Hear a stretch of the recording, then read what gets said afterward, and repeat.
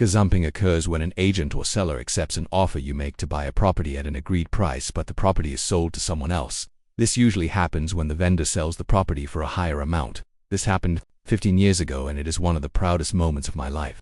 My best friend and her husband have 5 kids together. They lived in an expensive city and rented an old 4-bedroom house for $400 per week. The house was very run down with a disgusting kitchen and stink drains, but it was all they could afford at the time. Still, they made it work. The owner was a nice old lady who was extremely wealthy and very fond of my friend. She froze the rent for 5 years and promised to let them buy the house once they had saved enough to get a loan from the bank. As she had helped other people in a similar way, they knew they could trust her, and so they saved every cent they could. It took them 5 years, but they finally told her they were ready. 2 days later, the nice old lady passed away before anything was put in writing. Enter the new owners, the ladies for children, each extremely wealthy in their own right. They inherited a huge portfolio of properties. When they first spoke to my friends, they assured them that the sale would still go through, but they would have to wait until probate had settled. Confident, my friends started making some changes to the place. They started by stripping wallpaper, painting, and making plans. Finally, probate was settled, and the owners agreed to go ahead with the sale for the previously agreed price. My friends applied for the loan, but to their shock, it was refused. The owners had raised the asking price by $80,000 without telling my friends. To make things even worse, the house would be put on the open market. In 7 days there would be an open house, and, with the market the way it was, it would probably sell immediately. My friends were devastated. They might be able to borrow enough, but it would take longer than a week to make matters worse. Property prices had soared recently, and rents had gone up a lot whilst theirs had been frozen. Not only were my friends going to struggle to get the money if the place was sold to someone else and they were asked for a higher rent or were evicted, it would be nearly impossible to find an affordable place with more than 2 bedrooms. I was scared for my friends, but I was also incandescently angry. Those greedy sods were some of the wealthiest people in the city. They were screwing over a struggling family for less than $20,000 each. They didn't need the money. It was pure greed, and it was obvious that they'd always planned to do this. So, while my friends scrambled to come up with the money, I started plotting.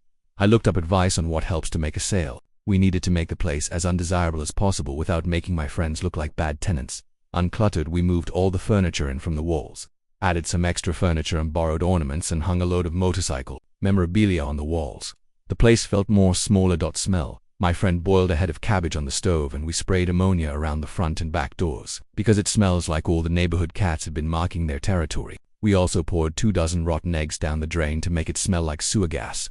Neighborhood. We obtained a moldy old couch and dumped in front yard of the neighbor across the road. With permission, of course. Neighborhood by 2. We started calling friends for help. Anybody with a loud and crappy car was asked to do a few laps in front of the block during the open day. The street was unusually busy that day. Everyone we knew found a reason to drive by. It was practically rush hour. Neighborhood X3. We called out mates from the rugby club, full contact football without any of that soft padding. A big portion of our club are very large men. The next door neighbors set up a BBQ in their front yard, and we offered free food and cheap beer. They came on motorcycles, wearing their roughest gear. There was quite a crowd. A lot of people showed up for the open day. Quite a few were in and out within minutes. One lady sat in her car and watched the party next door before driving away. The one bloke who stayed any length time was brave enough to start up a conversation with someone leaving the party.